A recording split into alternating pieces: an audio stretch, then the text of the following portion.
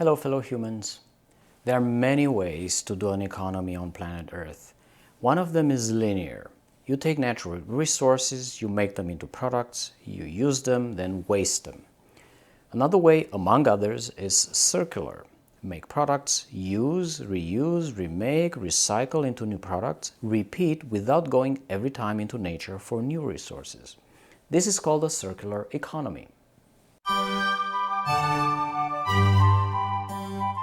There's a group of dedicated people called the Circularity Gap Reporting Initiative. Since 2018, they have been publishing every year a report measuring how circular our economy is. As of their 2022 report, we only cycle 8.6% of what we use, meaning the global economy consumes 70% more than what Earth can safely replenish. Wait for it, I will tell you how this matters to you personally. Let's quickly go over some numbers. Since 1972 to 2021, we went from 26 billion tons of material extraction to 101 billion tons. The projection is over 170 billion tons by 2050. The population doubled while material extraction almost quadrupled. That means a minority of us humans, mostly in the global north, have developed exceptionally intense needs of consumption that require more and more resources from Mother Earth to be satisfied. This is the global material footprint as of roughly today. By the way, isn't footprint a funny, misleading word? You can thank British Petroleum for it. We start at 100 billion tons of total resources entering the global economy. We have minerals, ores, fossil fuels, biomass, and lucky us, about 8 billion tons from cycled stuff. How are these resources transformed until they satisfy human needs? Take minerals. We mine them, we process them, we make construction materials, and we turn them into housing, communication, mobility, healthcare, services, consumables, and even nutrition. What about the infamous fossil fuels? We extract 15 billion tons every year, from petroleum to natural gas, coal, and peat. By the way, this is peat. We process them into fuel and chemicals, electricity and heat, to make them useful for retail, trade, transportation, public services that all end up servicing the same societal needs. Biomass enters at 24 billion tons every year from forests and farming.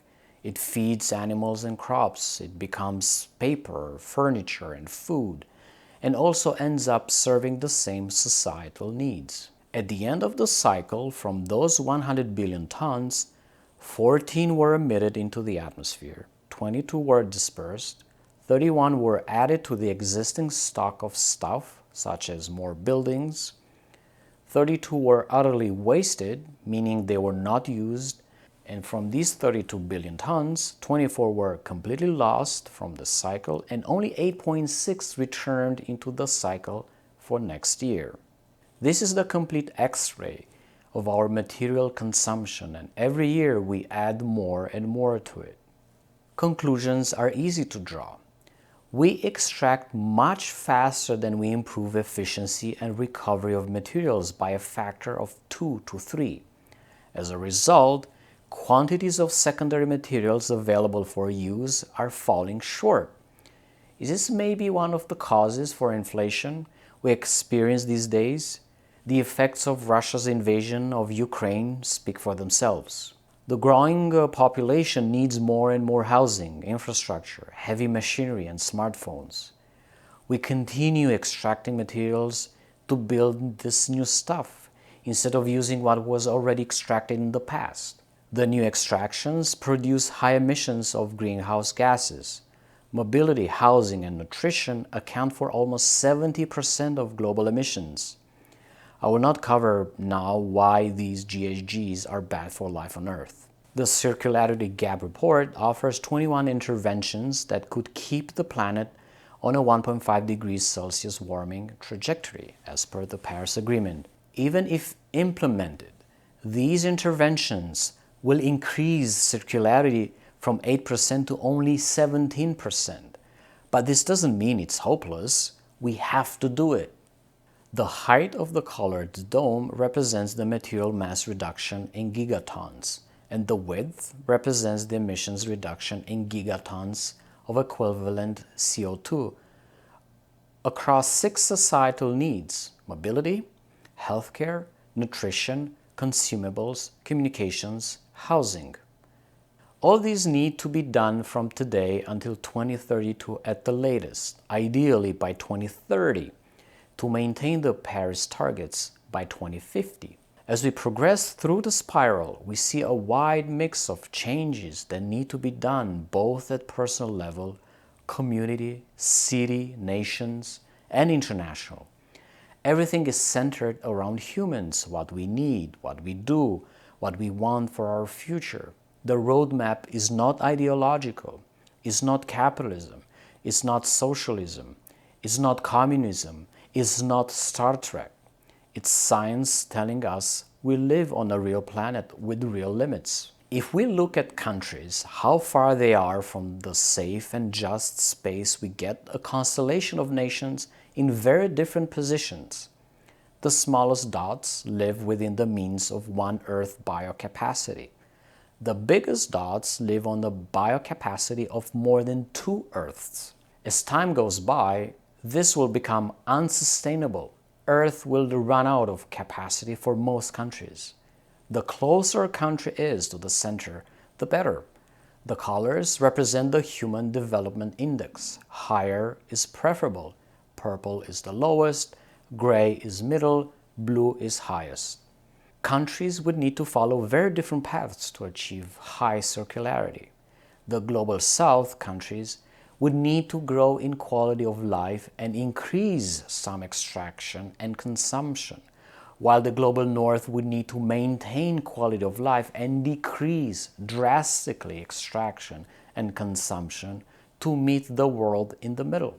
You can read many proposals for businesses, cities, and countries on the report's website. Links below. Let's stop now and apply a critical eye to the circular economy model. Is it pro-human? Yes. Is it scientific? Yes. Desirable? Definitely.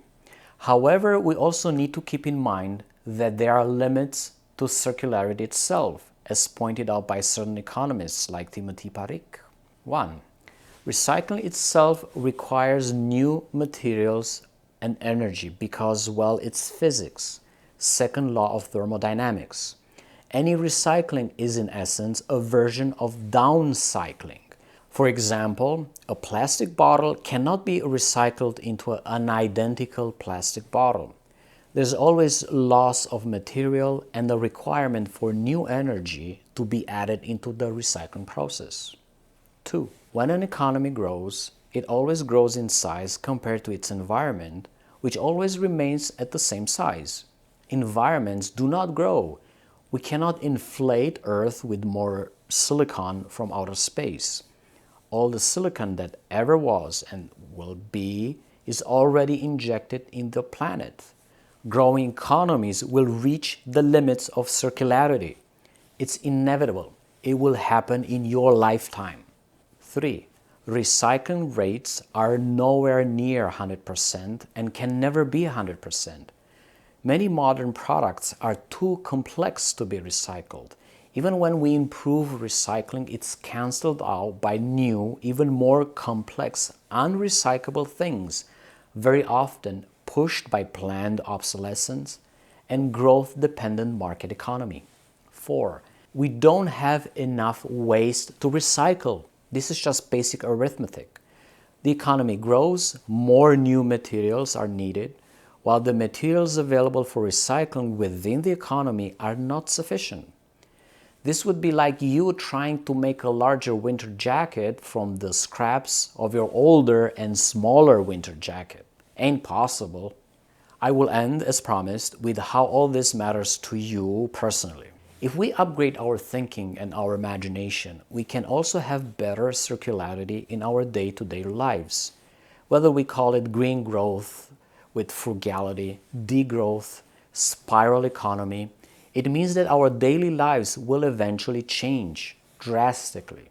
For you humans in rich countries, this means you have a choice. You either drastically reduce your material consumption voluntarily by 2030, or you will face an imposed reduction of consumption, but not through interventions from governments, but from the so-called free market itself. Cars, computers, gadgets, golf clubs, plastic containers will be harder to buy. Shelves in supermarkets will become empty or with a limited selection of goods. Lifestyles will change. Phrases like the American or European way of life is not negotiable will become meaningless because they will become negotiable. It will be Mother Nature that will impose a very hard bargain, not armies, not governments, not police. The time to ask yourself hard questions is now in 2022. We have about 80 years to update our thinking and put it into results. Forget action, results. Do I have more than one house? Do I have a house with more than 2 rooms per person? Do I have more than 1 car per family? Does it run on petrol? Do I throw away any food? Do I consume more than 2,000 watts per day? Do I buy plastic?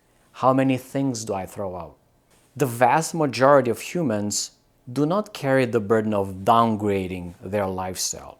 This is somehow good news. The economic system we live in was imposed from the top, from the powerful humans. They need to drop their consumption now. All the mansions, yachts, limousines, many wardrobes, golf courses, all of it starts with them. We can only lead by example.